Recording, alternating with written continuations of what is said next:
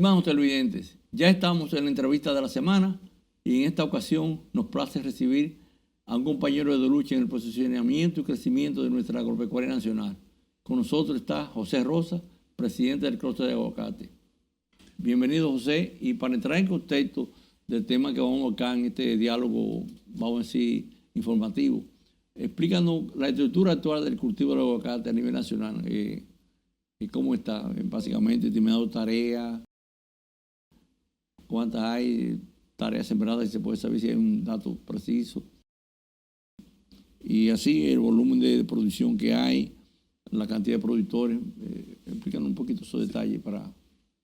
Bien, gracias, Oscar. Te agradecemos esta oportunidad para llegar por este medio tan importante y tan visto al pueblo dominicano. Mira, la producción de aguacate ha estado creciendo de una manera vertiginosa en los últimos años, debido a que tiene una gran demanda a nivel internacional. Nosotros ahora mismo estamos hablando de que las plantaciones que tenemos distribuidas en todo el territorio nacional alcanzan unas 800.000 tareas en poder de unos 20.000 productores y con una producción que oscila entre las 600.000 y el 1.000.000 de toneladas por año. Esa es la situación actual vamos a decir, del sector aguacate, principalmente el sector que cultiva esta especie con fines de exportación. Sí, y ya dentro de algo más puntual, la época de cosecha básicamente, ¿cuál es? ¿Es una sola o hay varias? Mira, una de las características que tiene el aguacate es que precisamente tiene variedades por época. Es decir, por ejemplo, ahora en otoño entran unas 5 o 6 variedades, pero cuando salen esas 5 o 6, ahí está, por ejemplo, la variedad Hass, el Semil, que el Melende, que el Carla entra un poquito más tarde. Pero básicamente, ya que estamos en esa coyuntura, sí, variedad y época de cosecha, entonces comenzamos con la principal variedad con mayor demanda. La mayor demanda es el Hass. ¿Demanda local o internacional? Internacional. Internacional. Local, okay, prácticamente no tiene demanda porque la gente lo ve como que no, muy pequeñito. Muy pequeño y difiere. Realmente el Hass es un aguacate que mucha gente a nivel latino no lo conoce ni siquiera. No, pero no. A nivel de los países desarrollados, el consumidor anglosajón es el que prefiere. No, porque por el asunto de hábito, que ya la gente, normalmente una gente vive sola o en una pareja, claro, y con uno solo pueden comer. Y que ya el consumidor sabe lo que lleva. Sí. Cuando lleva un Hass, conoce el sabor que tiene ese Hass y conoce algunas propiedades. En segundo lugar está la variedad Semil 34, sí, que es una variedad que se cultiva en parte con menos altura. Porque el Hass es de altura. El sí, Hass lo tenemos desde 800 pies en adelante. Es metro. Sí. Metro. Sí, se cultiva desde Ocoa, la parte alta, hasta el sur profundo. Después de Ocoa ahí sigue Pedernales, está la zona de Calimete, sí, por allá, los Macapi, los arroyos de Pedernales. También por la zona alta de Dajabón, en Montecristi, sí, algo se da. Hay algo, la parte, sí, porque es altura preferiblemente. Sí. Pero la mayoría, diríamos que el 90% del Hass está en el sur profundo.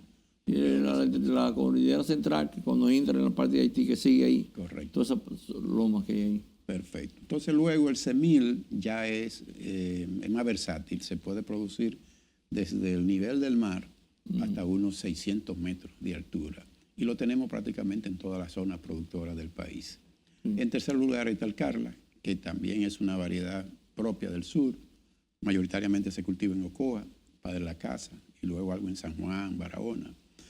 Y en tercer lugar hay una variedad que es considerada nueva, tiene con nosotros 20 y algo de años, que comúnmente se le llama Berni, pero el nombre real es Beneque, y es un aguacate que es un criollo en El Salvador. Y lo trajeron aquí, ve cómo son las cosas. Lo trajo alguien ligado a la Iglesia Católica, trajo un par de yemas, y hoy en día hay zonas que el 40% de las plantaciones de aguacate son de esa variedad, porque tiene una característica muy especial, ese Berni o el Beneque, que es un aguacate de primavera. muy pocas variedades. Porque lo más vendido, por ejemplo, fuera del JA, el Semil y el Carla, Exacto. ¿en qué época entran? El semil es un aguacate de otoño. Ya para esta fecha comienza a aparecer algo, pero vamos a decir que la mayor oferta la tenemos desde octubre hasta enero, febrero. Eso es el semil.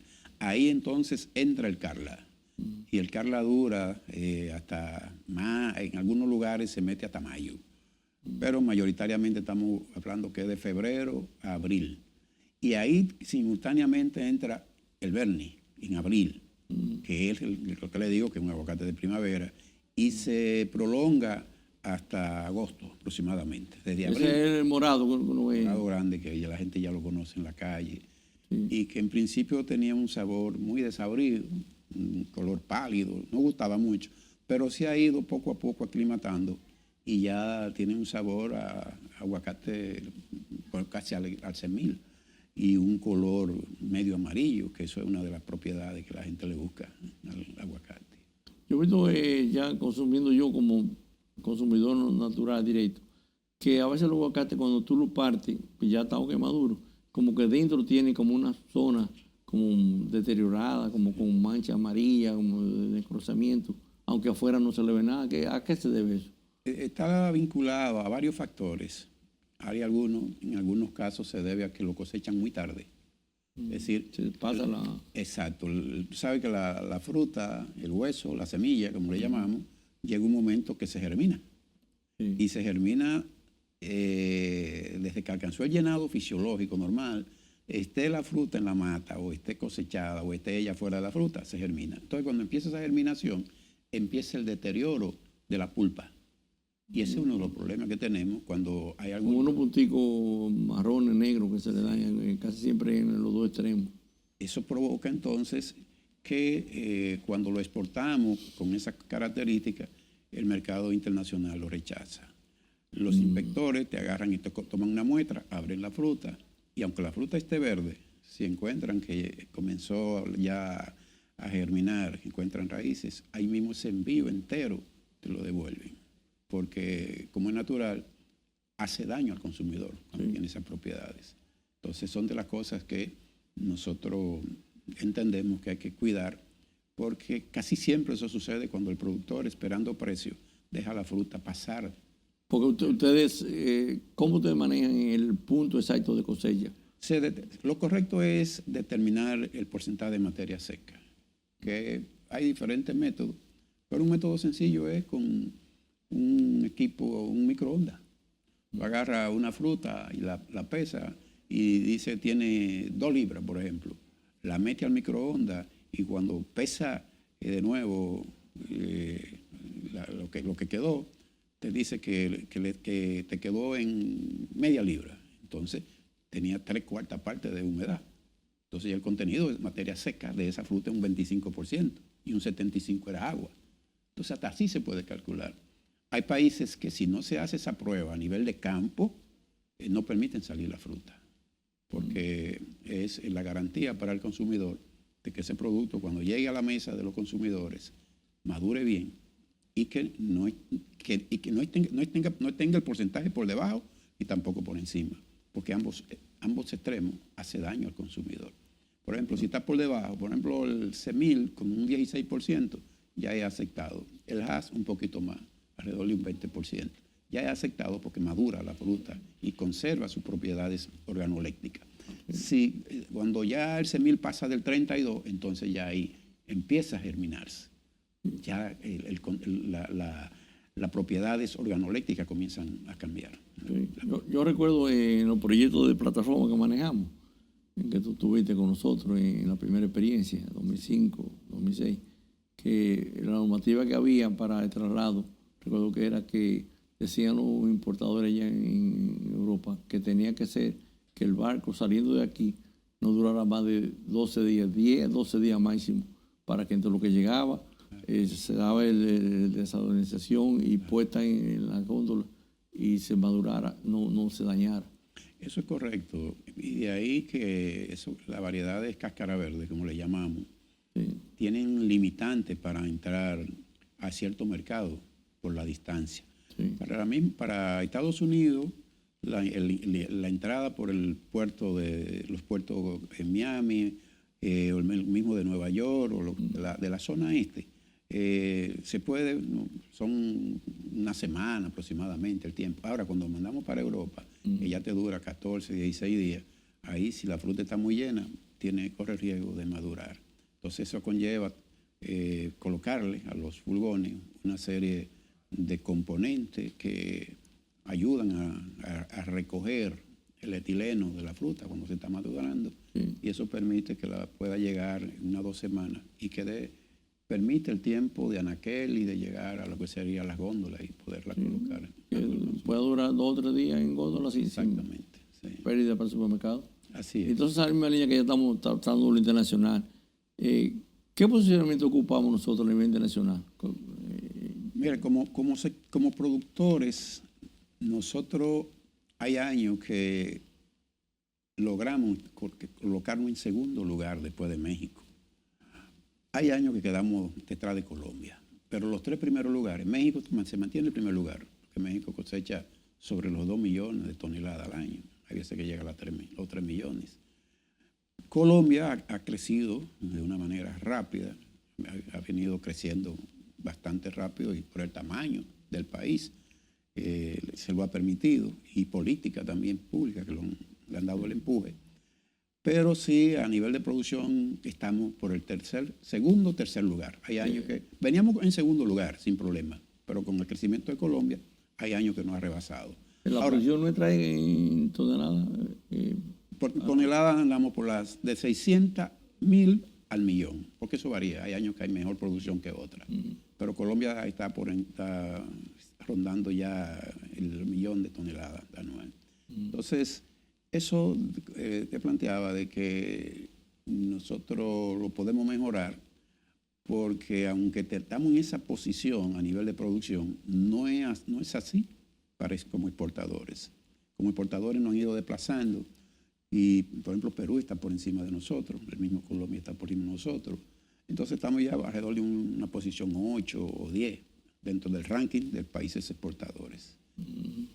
Pero eso perfectamente se puede mejorar, y estamos trabajando para ello. ¿Con incremento de la producción, básicamente sería? Incremento, ¿O de las áreas? Incremento, y también el manejo. Hay que trabajar bastante el manejo finca, manejo empacadora, manejo de lo que sería oferta de variedades en determinada época, que hay un buenos mercados, pero eso estamos trabajando en lo que puede ser captar mayor espacio, siendo la diferenciación de nuestro producto una de nuestras metas. Si tenemos que pensar en un producto que sea diferente. No podemos ir con un producto a esos mercados y que no haya un atractivo de parte de los consumidores. Los grandes consumidores, los países desarrollados hoy en día, te exigen que el producto tiene que cumplir con un paquete normativo y, si es posible, con una identidad de dónde viene, que le garantice a ese consumidor de que lo que está consumiendo es realmente lo que dice una etiqueta o lo que dice un manual de dónde proviene. Sí. En esta línea, José, ¿cuáles serían los retos entonces más importantes para superar y poder colocarnos en posiciones cimeras? Ya no ni siquiera un tercer lugar, que podamos preservar por lo menos un segundo lugar, digamos, porque ya México es un monstruo que quizás no vamos a poder llegar a ese punto. Nosotros tenemos debilidades que quizá cuando la época que nos formamos, uno se encontraba a nivel de campo, que había muchas organizaciones. Hoy en día hay una gran debilidad en el nivel organizativo. O sea, tenemos que trabajar lo que es la asociatividad de nuestros productores. Es uno de los retos que, como políticas públicas, el Estado tiene que participar, porque el sector privado solo no lo puede hacer. Y una de las limitantes que tenemos es que la gran mayoría de los productores dominicanos son pequeños o medianos. Entonces no pueden pagar lo que sería una asistencia técnica especializada.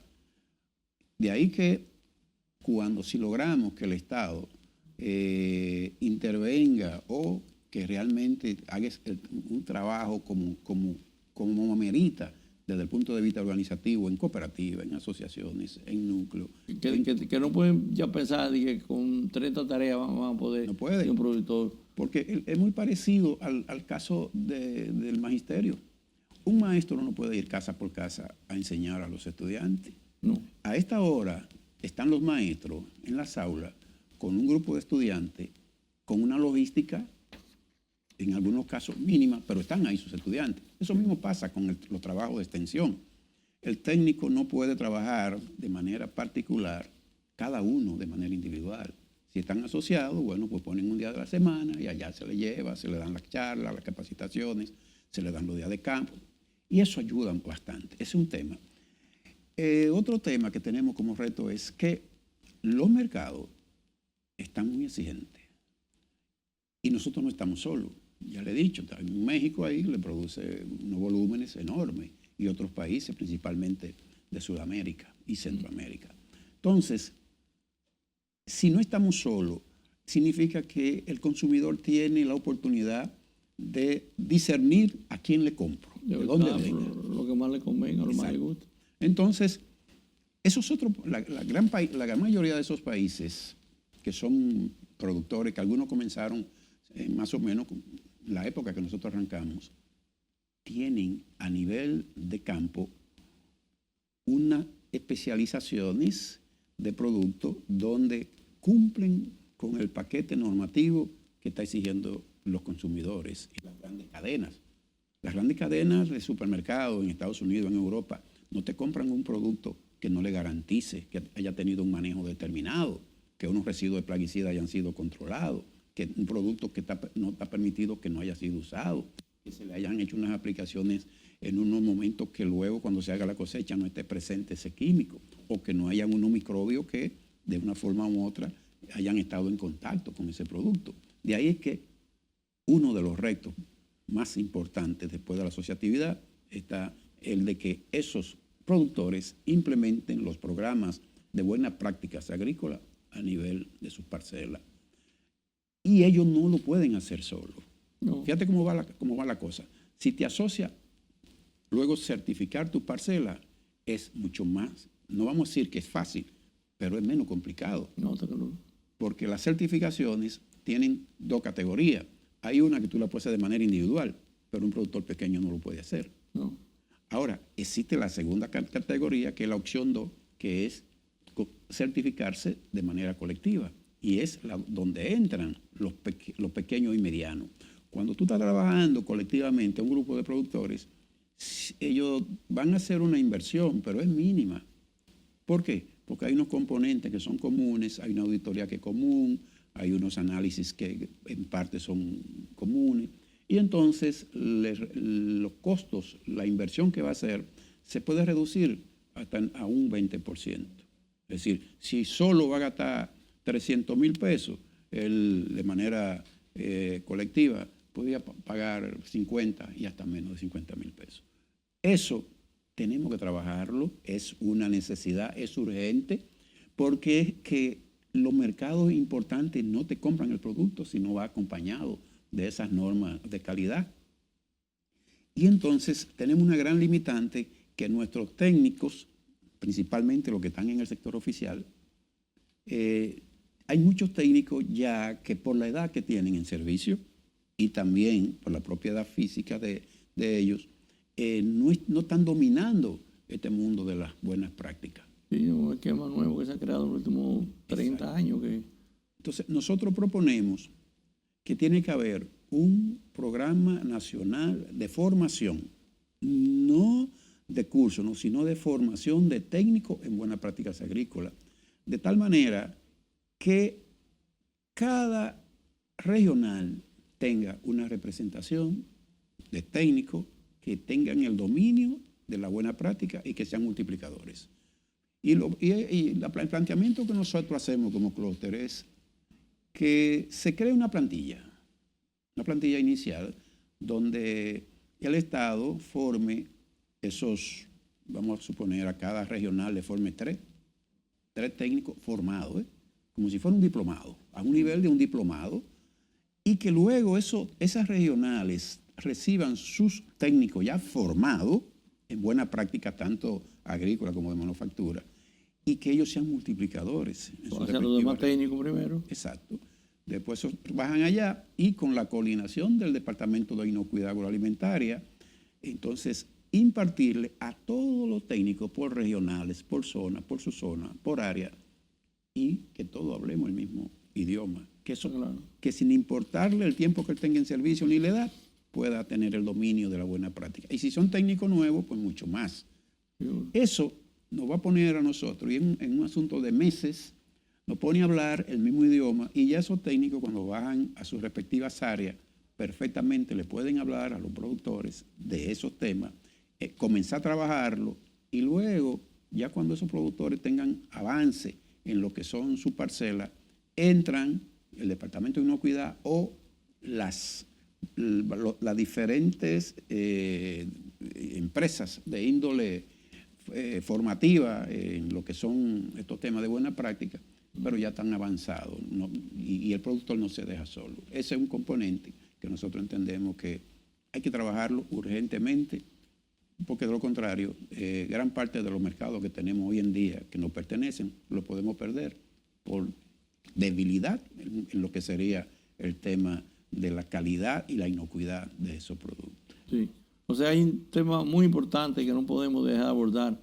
que fue cómo ustedes lograron su denominación de origen, pero con una certificación propia dentro del clúster. Explícanos ese proceso, que lo leí varias veces y no logré digerirlo bien, para ver cómo podemos hacer que el público entienda esta novedad que ustedes han desarrollado con un oro verde cambita que han denominado su producción. Sí, realmente, primero, ¿por qué creamos la denominación de origen?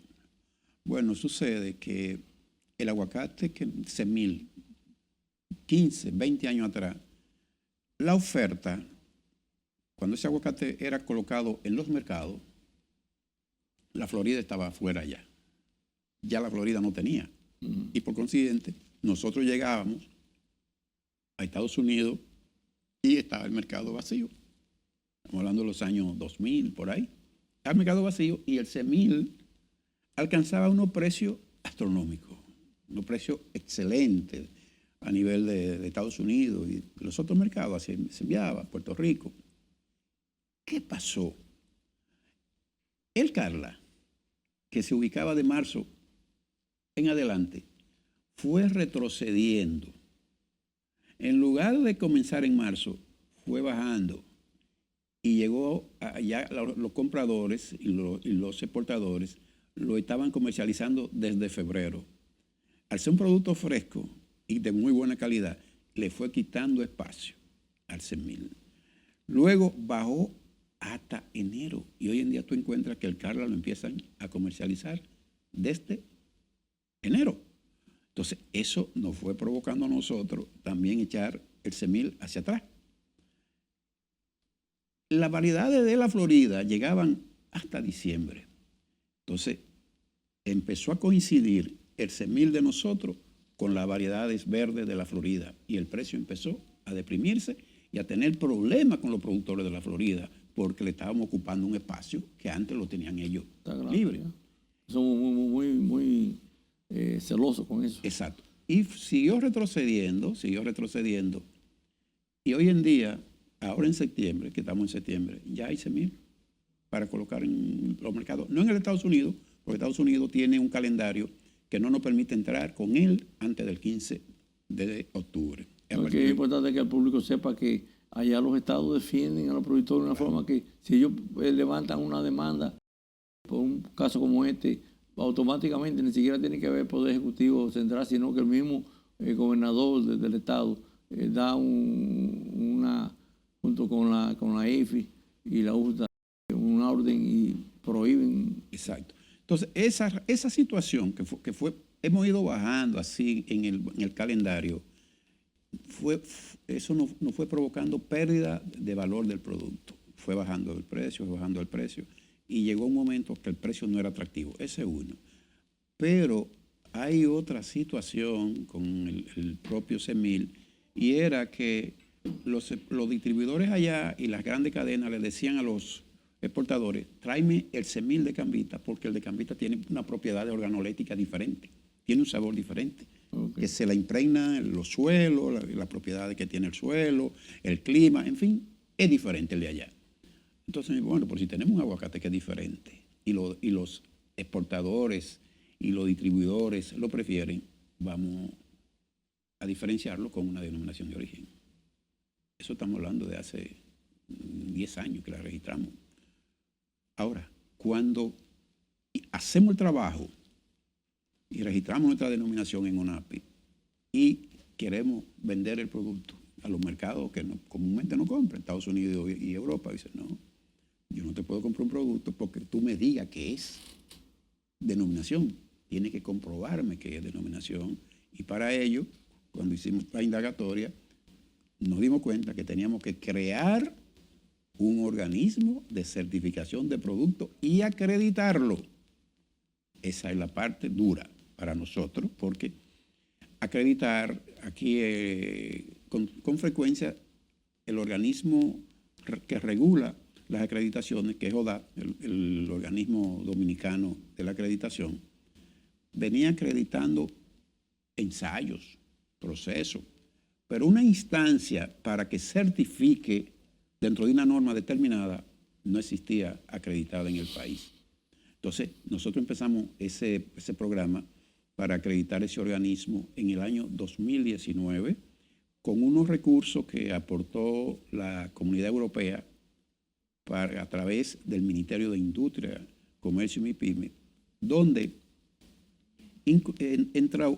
había un componente que era para la mejora de la calidad de la MIPYME, mejoramiento para la calidad de la MIPYME.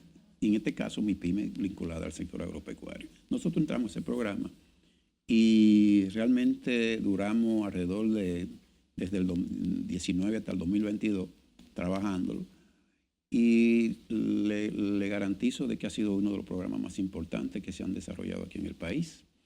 Ahí incursionaron otras instituciones y organizaciones. Ese fue el paso para crear la certificadora dentro de CROSS. Entonces de ahí, con ese programa nos dieron vamos a decir, un empujón, como decimos en el campo, nos llevó a un nivel, ¿verdad?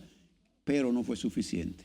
Luego, el Ministerio de Industria y Comercio, dirigido por el distinguido ministro Bisonó, a través del viceministro de Agroindustria e Innovación, que dirige el flamante Joaquín González, y Cristian Hernández, que dirige el departamento o la Dirección Nacional de Agroindustria. Ese programa nuestro lo asumió el ministerio y realmente lo llevó a feliz término, con los recursos que se necesitaban, contratando el consultor, los consultores que fueran necesarios, aportando la logística. A ello nos debemos para lograr que hoy en día nosotros le anunciamos al país de que tenemos un organismo de certificación de producto acreditado, plenamente dominicano, para certificar, en este caso, comenzando con lo que serían las parcelas de aguacate de la variedad C1034, cultivada en las condiciones agroecológicas de Cambita Garavito. Pero eso no se va a quedar ahí. Esa ha sido la puerta de entrada. Todo lo que tenga que ver luego con producto, proceso y servicio, que son realmente los alcances de esta norma, que es la ISO IEC 17065, van a estar al alcance nuestro, siempre y cuando uno tenga el dominio de lo que se le llama el esquema de certificación. Le doy un ejemplo, por ejemplo. Ahí está el café. En café tenemos varias denominaciones. Está Barahona, está Valdesia, pero ellos tuvieron muchas dificultades para poder certificar esas parcelas que cumplían con la denominación. Ya nuestro organismo va perfectamente a la hora que se vaya a crear otra denominación de café o una de cacao o una de otro rubro, lo que tenemos que hacer es buscar un técnico que tenga el dominio del esquema de certificación. ¿Cuál es el esquema? ¿O por qué ese producto se quiere diferenciar? ¿Cuál es la razón? Que el café tiene un aroma diferente. Eso hay que comprobarlo. no porque lo digan quienes lo siembran. Eso hay que analizarlo, eso hay que llevarlo a un laboratorio y determinar que el aroma de tal café comparado con tal es diferente y que el consumidor lo prefiere, porque si el consumidor no lo prefiere, ¿para qué entonces diferenciarlo? Todo lo contrario. Entonces, eso ha sido para nosotros un gran logro, es un logro país, y vuelvo y le reitero, se lo debemos al esfuerzo por un lado del clúster, conjuntamente con el soporte del Ministerio de Industria y Comercio, a través de las personas que le he indicado, de los funcionarios, y la Junta Agroempresarial, con Osmar Benítez a la cabeza, que también nos ha dado un gran soporte en esta consecución. Okay. Entonces, estamos en un punto que ya no es simplemente denominación de origen. Ahora, para lograr valorar eso que ustedes tienen, tuvieron que entrar en esa certificadora propia, como digamos. Claro. Y concomitantemente de tener ya lo que sería el equipo técnico para certificar esas parcelas que cumplen con el pliego de condiciones de la denominación de origen, también esas parcelas tienen que cumplir con la buena práctica. Porque de nada vale que nosotros... No, está claro. Exacto. ¿Qué hacemos? Es la primaria del curso, como dice. ¿Qué hacemos con mandar un producto que tiene diferenciación en cuanto al origen y que desde el punto de vista de la inocuidad no cumpla? No tiene sentido. Entonces, nosotros tenemos un equipo técnico que ya tenemos alrededor de 10 años trabajando con ellos, tienen esa formación en la buena práctica y ahora complementan con lo que es lo de la denominación de origen. No, está claro, es un proceso que en principio se ve complejo y hasta, digamos, contradictorio, porque tú dices, bueno, pero ¿cómo gente que está dentro de mi mismo entidad me va a certificar? Que hasta donde no hay un conflicto de intereses. Sí, pero hay mecanismos cuando precisamente es un tema que se trata mucho cuando se está trabajando el componente de certificación, auditoría, es el tema de la imparcialidad. Es decir, esta norma tiene 3 propiedades fundamentales. Una, competencia de quienes certifican. 2, transparencia. Y 3, imparcialidad. Tú tienes que dejar bien claro de que no va a existir en ningún momento, aún siendo productores que estén un tronco común, que es el clúster, no va a haber la posibilidad sería mínima de que se dé un tema que pueda provocar afectar la esencia y la popularidad de lo que se ha logrado. Y para eso, pues, la norma es muy, muy rígida. Se dice, mira, si Ángel o si Oscar es productor y tiene una función en el organismo de certificación, ya puede ser como evaluador o como coordinador o como... El día que su parcela o cuando su parcela va a ser evaluada, usted no puede aparecer en ningún nivel de decisión. Porque si usted va a ser juez y parte, entonces se corre el riesgo de la parcialidad. Eso son de la... Incluso hay comité de imparcialidad, hay comité de transparencia, hay un consejo regulador que lo integran, hay representación de los diferentes niveles de la cadena. Hay exportador, hay productor, hay incluso gente del medio de comunicación. Por ejemplo, Wilson Pichardo es miembro del Consejo de Vigilancia, pero tenemos dentro del Consejo Regulador, tenemos un personal del Estado, del Ministerio, de tal manera que ese consejo sea concomitantemente con los comités de imparcialidad y de transparencia, que sea quien mantenga lo que sería ese nivel de independencia. Y la garantía de que lo que salga de ahí, pues no va a tener problema en ningún lugar se otorgó esa certificación porque él es un dirigente o un directivo. No. Se da el trato a todo el mundo igual. Sí, José, ya ante esta explicación que tú has dado tan densa, digamos, de cómo los pasos que quedan para poder lograr un posicionamiento y un crecimiento del mercado internacional, ¿Cómo tú definirías las tres prioridades que necesitamos desarrollar y cumplir para lograr duplicar nuestra exportación, que podría ser una meta? De esos 600,000 toneladas, llevarlo a 1.200.000, qué sé yo, o 1.000.000 en forma permanente. Mira, sigue siendo 1 y 2 lo que son la asociatividad y la diferenciación. Si nosotros logramos asociar a la gente y diferenciar el producto, tendríamos una mayor oferta a nivel de mercado de exportación. Pero hay otro tema, que es el financiamiento. O sea, nosotros no podemos seguir poniendo en manos del productor un rubro que tiene una demanda de insumo y de supervisión tan grande como es poner un producto fresco en el mercado de exportación, y sin tener el productor los recursos apropiados. Por ejemplo, hay muchos proyectos que han empezado, que quieren empezar, pero necesitan de un financiamiento a una tasa cómoda y a un periodo de tiempo flexible, porque es un producto que dura varios años. Es un cultivo que no es igual que sembrar un maíz o sembrar un arroz. Son 4 años que dura para comenzar a producir. Pero hay otras, también los exportadores necesitan lo que sería una especie de línea de crédito, como hay con otros renglones, en un sistema de factory.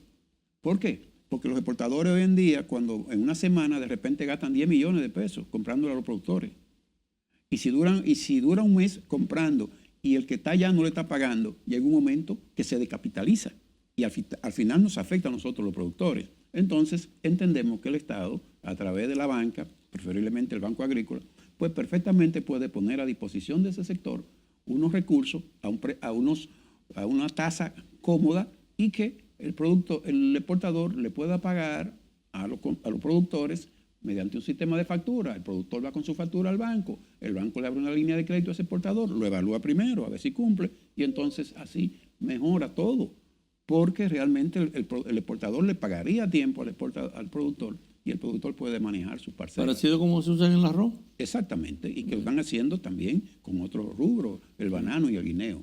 Sí. Entonces nosotros entendemos que el componente de financiamiento a ese nivel de la cadena de exportadores, es clave. También a ese mismo nivel hay que mejorar la cadena de frío. Es decir, los cuartos fríos que generalmente tienen los exportadores muchas veces no tienen la capacidad que amerita para ese producto conservarlo y poderlo llevar a los grandes mercados.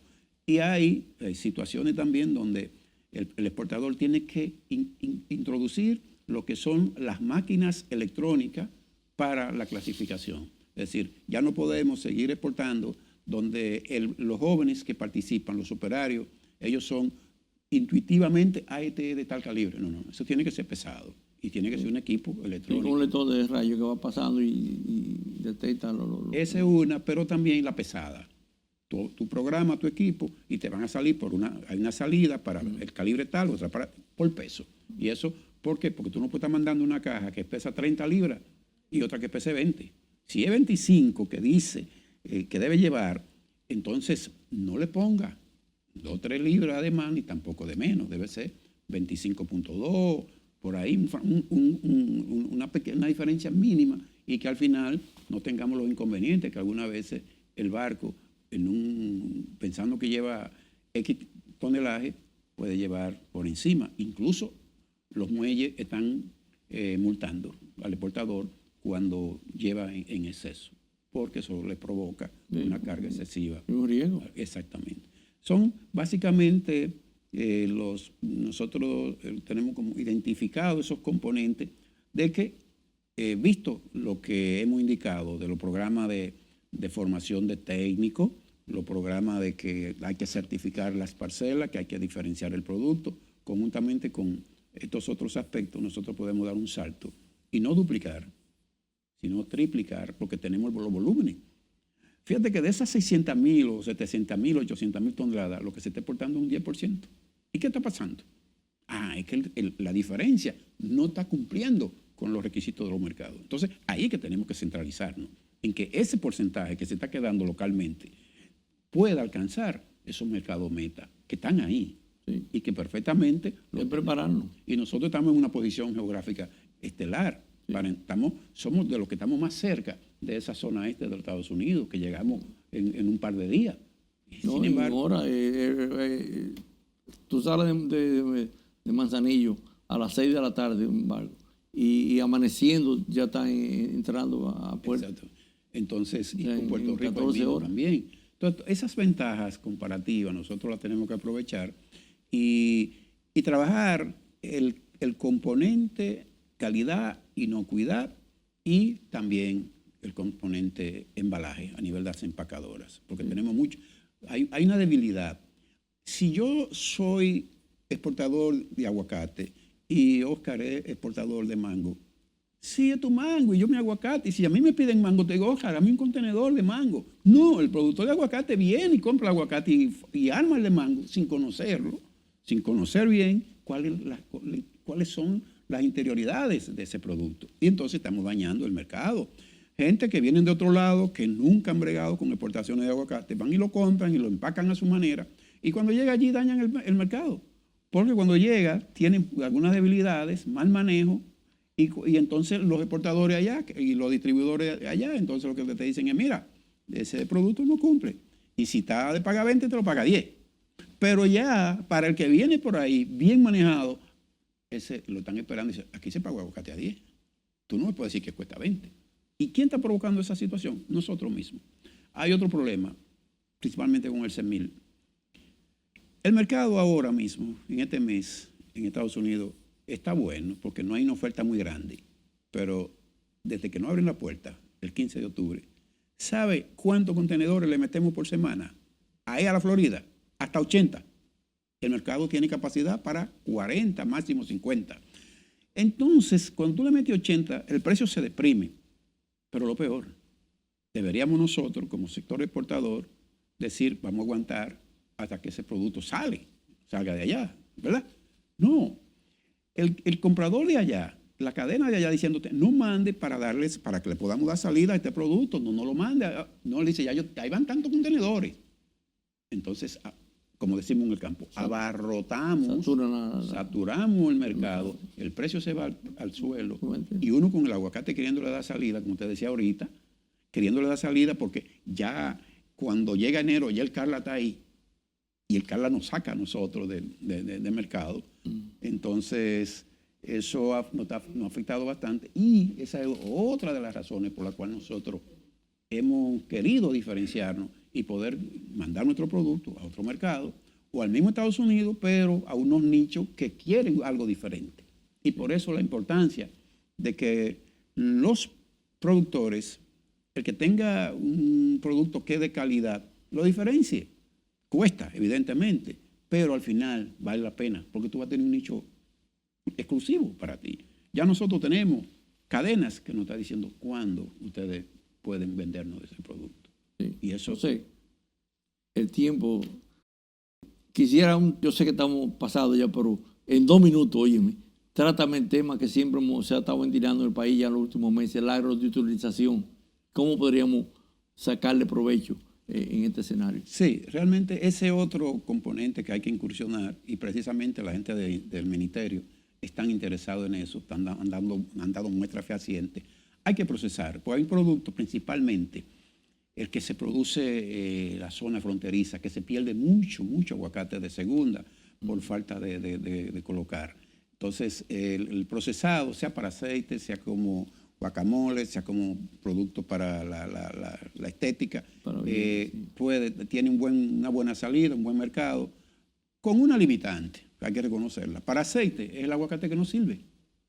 Entonces, todo el que se pueda colocar en el mercado, aunque sea en el mercado local, pues se va a vender un poco mejor precio. Pero hay que hacerlo, porque esa parte del sur profundo pierde mucho producto, mucha materia prima por falta de colocación. Entonces, para ello, se puede aprovechar, ¿no? Yo lo que recomiendo es que quienes se instalen con procesadora lo hagan a nivel de Asua, por ahí, para que no le quede tan lejos el movimiento de la materia prima, porque el costo principal del procesado, principalmente para aceite, es del transporte. Sí. Porque para allá que están los mayores volúmenes de productos que no llegan a los mercados. No. Pero hay que procesar, hay que abrir porque hay materia prima suficiente y en lugar de dejarla en la parcela, entonces se puede perfectamente aprovechar y ponerla en los mercados, que el aceite de ahora mismo de aguacate, y con los problemas que hay en España con la oliva, pues el aceite de aguacate cada día va a seguir teniendo mayor aceptación y mejores precios en esos mercados.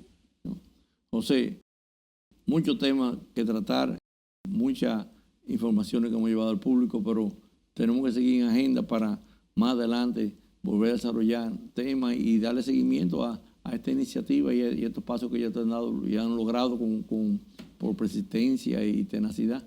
Gracias a ti por darme esta oportunidad de decir estas cosas y pedirle realmente a las autoridades de que tenemos que ponerle atención, porque fíjate, dentro del programa ahora mismo que hay RD 36, dentro de lo que es la parte agropecuaria. Duplicar exportaciones en 10 años. Exacto, el aguacate está dentro de lo primero, entonces debemos dedicarle el esfuerzo. Y sabemos que cuando le llevemos estas informaciones a los mandos que toman decisiones, yo sé que vamos a recibir receptividad, porque vamos a ganar todo. Sí.